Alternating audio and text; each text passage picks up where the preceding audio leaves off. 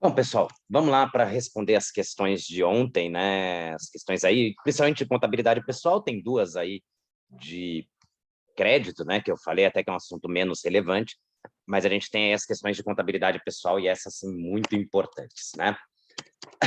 Então, só lembrando o enunciado, nós tínhamos aqui este enunciado aqui com esses dados, na verdade esses dados, né? O enunciado, cada questão tinha o seu, mas era uma questão só para, eram esses dados para você responder aí cerca de 10 questões, né? A prova da Planejar até 2020, ela manteve esse padrão de você ter essa questão encadeada com 10 questões se referindo aos mesmos dados. Mas depois, em 2021, eles mudaram um pouco isso. Então, essa mesma questão ela está dividida em dois blocos com uma sequência de enunciados independentes. Um bloco com 5 e outro com 4, 3 perguntas. Vocês vão ver durante o curso sobre isso, né? Mas vamos ver como é que foi lá em 2020, até porque nada impede dela voltar a esse padrão, né? E as respostas são as mesmas, os raciocínios são os mesmos. As contas não são difíceis. O jeito que a Planejar está fazendo agora, de dividir em duas sequências, evita erros de distração, que isso aqui era muito perigoso. Se você errasse a primeira conta, você errava toda a sequência de 10 questões, e aí ficava muito difícil fazer o módulo 1. Do jeito que está sendo feito agora, não tem mais tanto esse risco. Se você erra a primeira conta, não tem muito problema, vai te prejudicar ali mais 2 ou 3 questões. Lógico que são questões fáceis que você deveria estar acertando lá na prova, mas não é, praticamente uma reprovação como era antes. Para você ter uma ideia, só esse encadeamento de questões era igual ao módulo 6 quase que inteiro, né? Para ver a importância que tem essa matéria. E continua sendo, essa matéria continua sendo umas 10 questões na prova, agora dividida em 2 blocos, às vezes até em 3 blocos, mas é o peso de um módulo 6, pessoal. Só não tem a questão de ser eliminatório. Então, vamos ir lá com bastante cuidado e bastante atenção para responder essas perguntas aí, né? Então, vamos lá. Cadê aqui a minha apresentação? Aqui. Bom, então a gente estava com essa sequência de dados aqui e...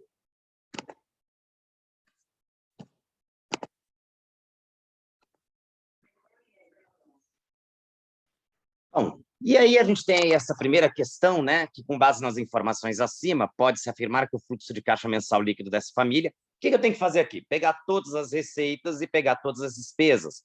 O desafio é você identificar nesta... Deixa eu voltar lá. Nesta tabela... Acho que eu não passei, né? A primeira pergunta aqui, com base nas informações acima, pode-se afirmar que o fluxo de caixa mensal líquido dessa família... Eu tenho que pegar todas as receitas e todas as despesas e aí subtrair uma da outra. Ó, nessa conta aqui está dando R$ 2.200, né?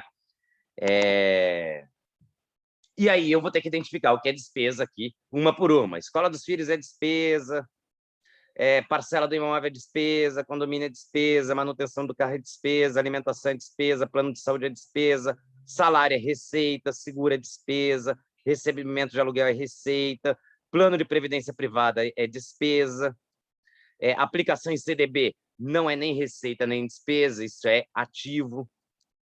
Restaurante é despesa. Ações da Uzi Minas é um ativo, não é nem receita nem despesa. Dividendo recebido é receita. Imóvel residencial é ativo, né? Não vai entrar nessa conta. O imóvel locado também é ativo, não entra na conta. Saldo em previdência é ativo, não entra na conta. Saldo devedor de imóveis é passivo, não entra na conta. Despesa com cartão de crédito, e esta aqui é a grande sacada da questão, também é um passivo. Ninguém paga cartão de crédito, você paga as coisas com cartão de crédito. Isso é uma linha de crédito que foi disponibilizada para você, que você vai ter que pagar no mês que vem, não nesse mês. Renda do cônjuge é receita, valor de mercado dos carros é ativo, parcela do financiamento do carro, aí sim é despesa, aqui tem juros e amortização, doações é uma despesa, escritório e aluguel é uma despesa, saldo devedor do carro é um passivo, né? Você está pagando, e gastos com lar é uma despesa. Depois de classificar tudo isso, e a única atenção que nós temos aqui é essa despesa com cartão de crédito, você vai chegar ali na conclusão, né? A próxima pergunta, determinar a capacidade de poupança dessa família. A fórmula você não precisa decorar, ela vai estar na sua prova, é só aplicar, né? O que é capacidade de poupança? É o que a gente calculou na questão anterior, 2.200, dividido pelas receitas, que são de 34 mil. A gente vai chegar aí à conclusão que a capacidade de poupança dessa família é de 6,47%, uma situação financeira, se a gente for olhar ali pelo lado do API, uma situação financeira regular, né? Mediana, abaixo de 5%. É apertada e acima de 15% é muito boa, mas aí a gente está no meio do caminho, né? Bom, então estão aí, ó, todas as despesas, né? Então a gente marcou aí em vermelho todas as despesas, em azul todas as receitas, em roxo e verde todos os ativos e em roxo e verde todos os ativos e em amarelo todas as dívidas, né? E por que marcou em roxo e amarelo os ativos? Porque a aplicação em CDB é um ativo circulante de curto prazo e os outros ativos aqui, ó, são ativos já mais difíceis de transformar em dinheiro, que a gente chama de ativo imobilizado, ativo permanente, ativo de longo prazo. O nome aí pouco importa, tem diferença ali na contabilidade, mas para nossa prova não, ok? Lembrando que isso aqui são técnicas de contabilidade adaptadas para as pessoas físicas, né? Então, vamos continuar aqui respondendo. Você viu que a questão 9 tem relação com a questão 8, né? E aí você tem que acertar uma para acertar as outras. O patrimônio líquido da família, né? De novo, você tem que ter classificado certo aqui nessa enunciado anterior, né? Se você não classificou certo o que é o quê, você vai ter errado. Então, a primeira coisa quando você faz essa questão é você classificar o que é o quê, né? Com bastante atenção. Por isso que a gente recomenda, se aparecer essa questão na prova, você iniciar por ela, porque é uma questão que exige bastante atenção e o início da prova a gente está com mais atenção, né? E aqui qualquer errinho vai desencadear uma série de erros, né? Se você classificou aqui a despesa com um cartão de crédito como uma despesa, né, e não como um passivo, como é o correto, você vai errar 10 questões da prova. Então, aqui, como é que eu faço o patrimônio líquido total? A fórmula está lá, né? Como é que é essa fórmula? É o ativo menos o passivo, isso aqui é o patrimônio líquido, a fórmula estará na sua conta, na sua prova. Só fazer a conta, né? Somar aqui todos os ativos, que são esses que estão em verde e em... Deixa eu pegar aqui a setinha, né? Que são esses que estão em verde ou em roxo, né?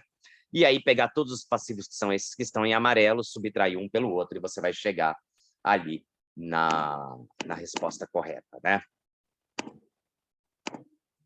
Muito bem, vamos para a próxima pergunta, né? A questão, então, está aí novamente, a mesma coisa, né? Como é que você chegou?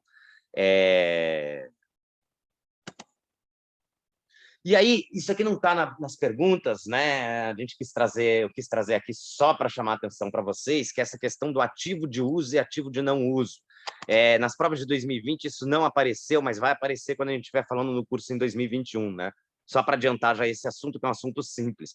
O que é um ativo de uso? É aquele que você usa para o seu bem-estar, e o ativo de não uso é aquele que é uma aplicação financeira.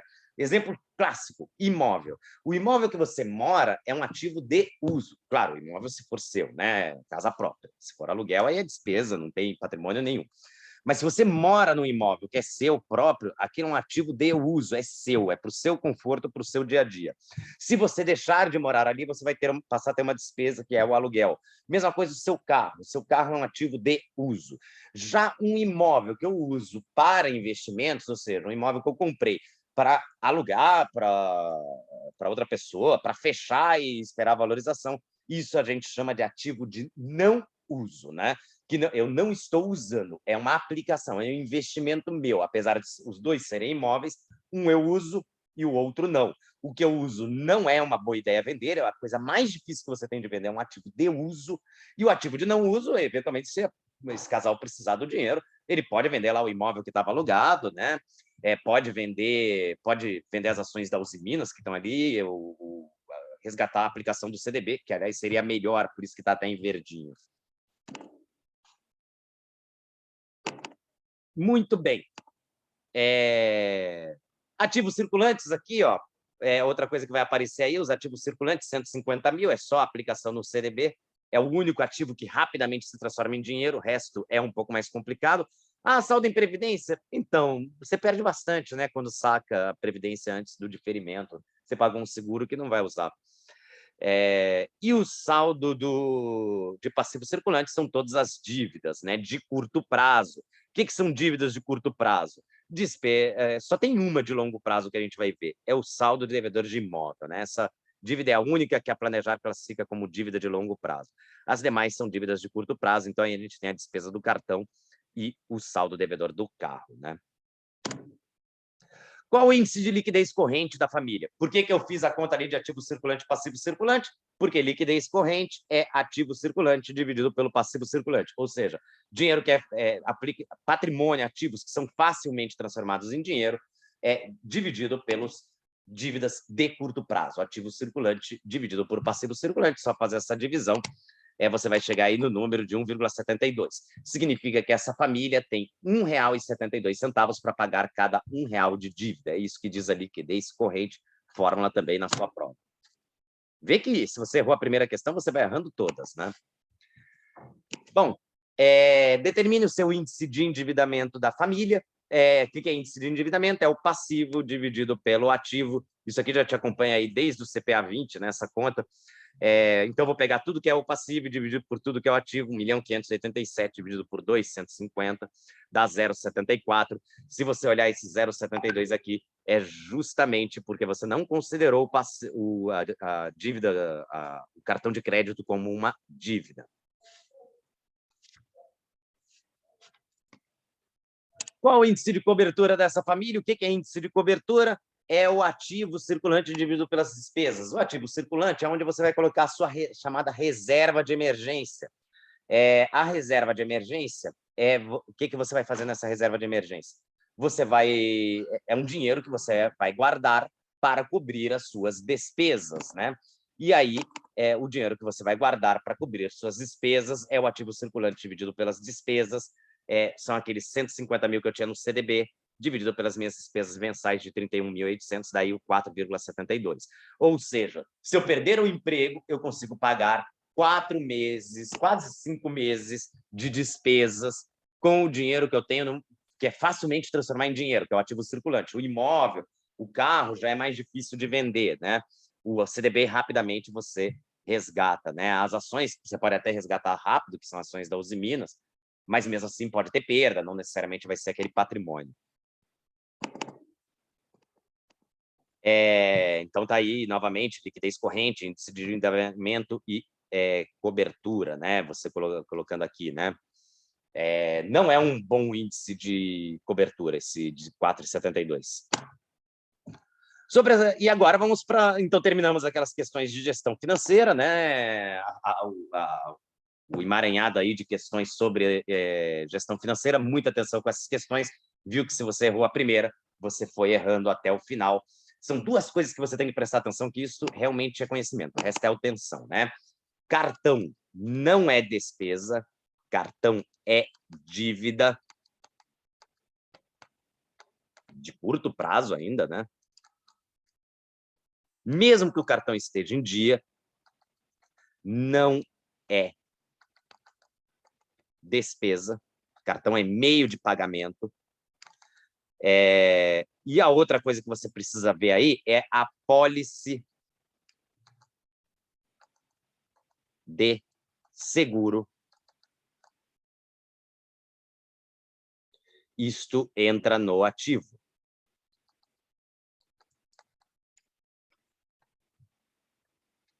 Mas eu só recebo se eu morrer. É um seguro de vida, só recebo se eu morrer. Exato, mas está no ativo da família. Vai que você morre, né? Então entra no ativo. Então, se eu tenho um seguro de vida com uma apólice que me indeniza 1 milhão se eu morrer, eu vou somar 1 milhão no meu ativo. É um ativo que não dá para converter em dinheiro, só se eu morrer, né? Mas é um ativo e você deve contabilizar sim como um ativo, só que é um ativo não circulante, né? Um ativo permanente, ele só ocorre se eu morrer, tá certo? Então são as duas atenções. E agora vamos aqui para as duas questões de crédito, né? As questões de crédito, vocês viram que é um monte de matéria, né? Fala de rotativo, fala de crédito pessoal.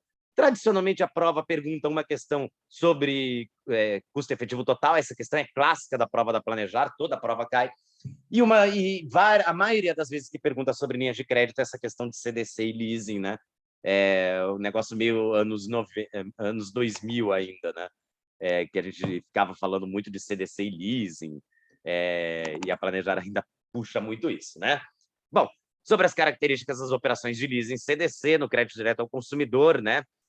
Sempre assim com enfoque bastante focado em empresa. Ó. Então, olha só o que diz a nossa alternativa A, né? Deixa eu colocar aqui a minha setinha. O que diz a nossa alternativa A?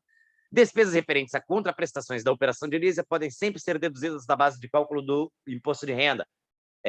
Não é nosso assunto do módulo 1, depois do módulo 5 até vai virar, mas é mentira, isso é só no lucro real, né? Vocês vão ver depois a diferença de real para presumido e até para o simples. Alternativa B de bola aqui.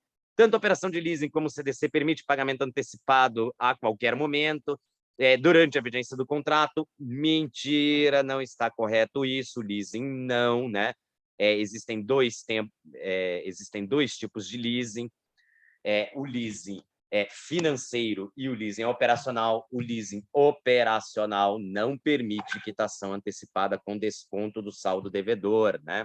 Dos juros do saldo devedor, porque o leasing operacional ele é categoricamente classificado como um aluguel, né? Porque ele tem um valor residual realmente elevado ao final, diferente do leasing financeiro, que é uma simulação de leasing para ter vantagens tributárias. A alternativa certa aí, a alternativa C, é cobrado ISS. Perfeito, é um aluguel, um serviço, portanto, é o ISS, não o IOF, que é cobrado no CDC. Então, isso aqui dá certo. Leasing, ninguém paga IOF de leasing, porque isso é um aluguel, mas paga operação sobre imposto sobre serviço. E no CDC, você paga o IOF, né, que é o Imposto de Operações Financeiras. Aliás, esta é a grande vantagem fiscal que o leasing tem sobre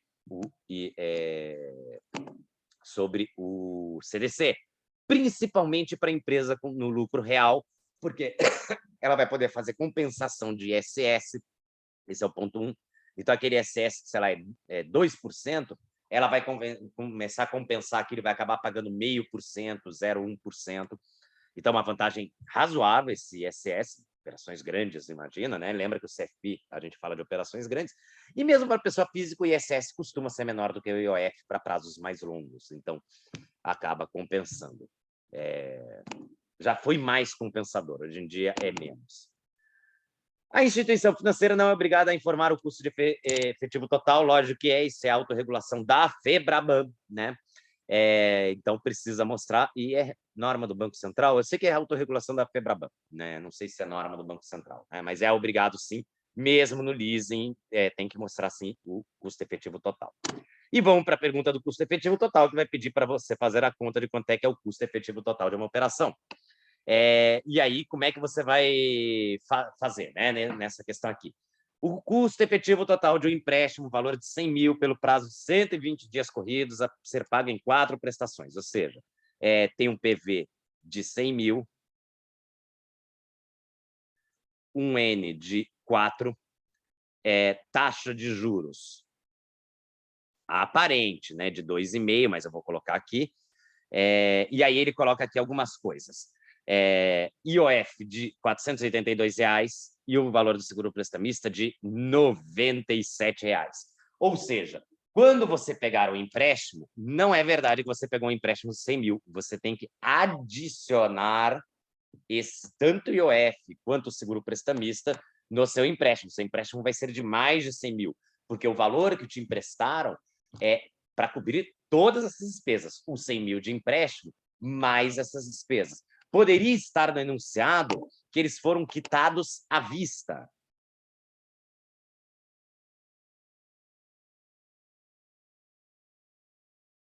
E aí eu vou explicar na sequência da explicação, ok?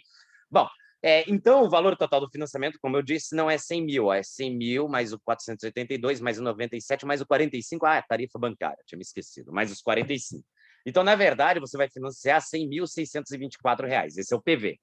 Vai clicar o 4 no N, vai clicar os 2,5 no I, que é a taxa de juros, só que não financia só 100 mil, financia esses 100.624, e vai chegar aqui nessa PMT de 26.747.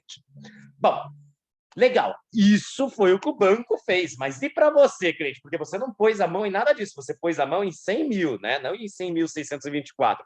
Então, para você, na verdade, aquela prestação é para o empréstimo de 100 mil. Qual foi a taxa que eu tive que fazer? É assim que o Banco Central manda, a Febraban manda calcular.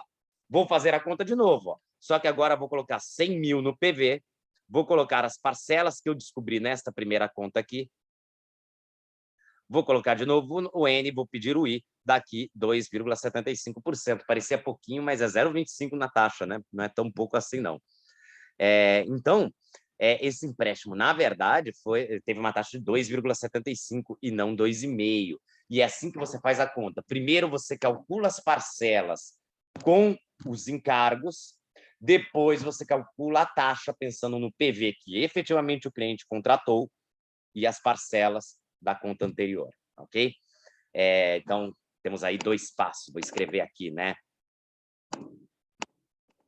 Passo efetivo total. Quem quiser dar um print disso aqui. Passo 1.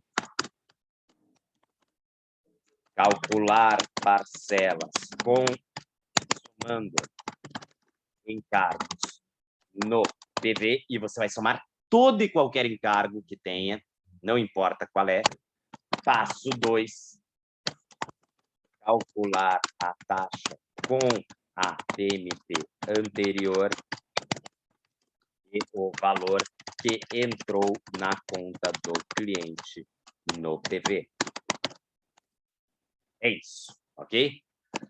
O enunciado podia estar um pouquinho diferente aqui. Podia estar falando, como eu disse no início, quitados à vista, ou seja, esses encargos aqui, 97, 45 e 482, foram quitados à vista. Bom, aí você vai fazer a conta com 100 mil PV, 4N, 2,5 I. A mecânica é igual, vai pedir o PMT, vai chegar num valor, e você vai colocar, sei lá, de 25 mil e alguma coisa, 25 mil e alguma coisa. Vai colocar esses 25 mil. Vamos fazer a conta, vai? Já estamos fazendo. E eu acho que eu estou até com a minha HP aqui aberta.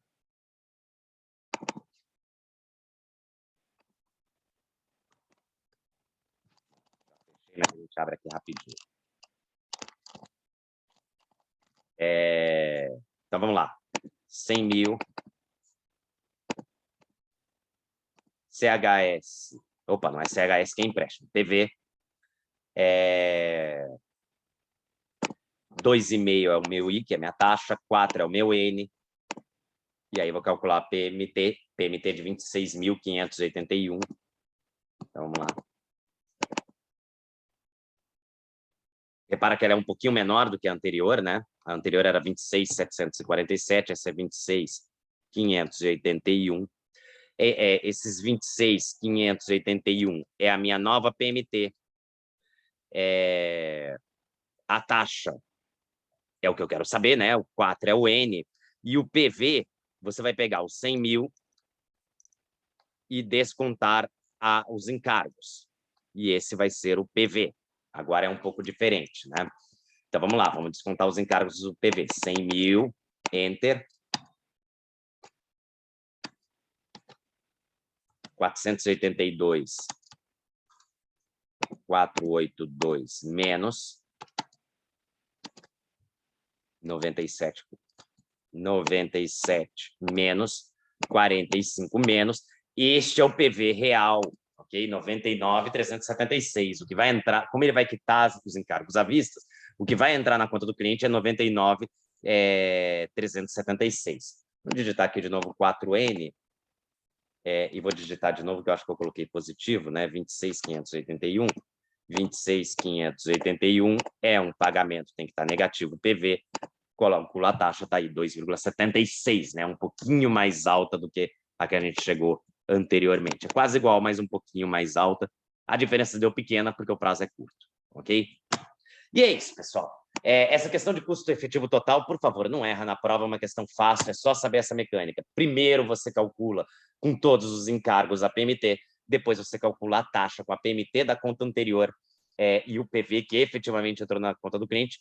Só tenha atenção se o encargo foi quitado à vista ou se ele foi financiado. Se ele foi financiado, você soma no PV. Se ele foi quitado, você subtrai do PV. Ok? E a questão ali de leasing CDC também, por favor, não dá para errar elas, né? Essas questões aqui são questões que depois do curso você tem que estar acertando elas todas, justamente para poder deixar aquelas de cupom cambial, taxa forward para lá, porque são contas simples. Você vê que é um monte de conteira ali nas questões de gestão financeira, mas são contas simples, contas de mais, menos, dividir, multiplicar, né? As fórmulas estão na prova, não tem nada que decorar ali, então é bastante tranquilo isso aí para você, ok? Bom, daqui a pouco, então, a gente vê a próxima parte aí do assunto do dia de hoje, né? Então, hoje, se você errou aí alguma coisa, treina de novo e não se preocupa não, que a gente vai treinar isso aí algumas vezes ao longo do curso para você não errar. Muita atenção com a questão 1. Se você errar um, erra a sequência toda. Até mais, pessoal!